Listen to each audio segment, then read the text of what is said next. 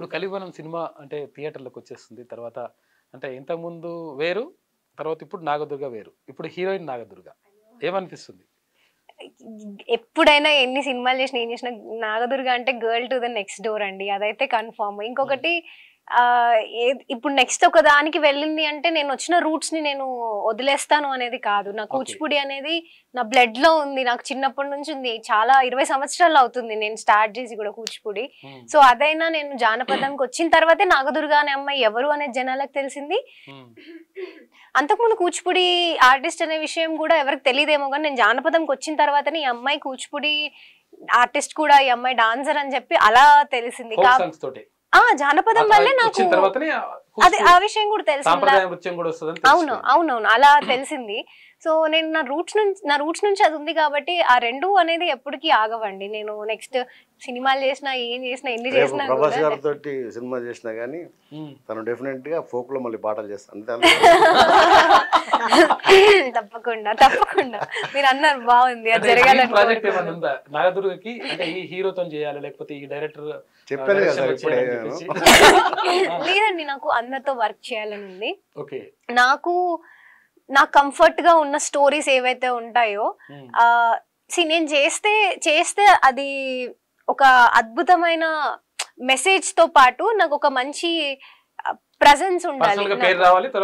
నా వల్ల సినిమాకి అప్లాస్ రావాలి, సినిమా వల్ల నాకు కూడా రావాలి అనేది ఒక థాట్ లో అట్లాంటి స్టోరీస్ ఏమన్నా వస్తే నేను వదులుకోకుండా నేను డెఫినెట్ గా చేద్దామని ఉన్నాను. నా కంఫర్ట్ లెవెల్ వరకు నేను రెడీగా ఉన్నాను చేయడానికి.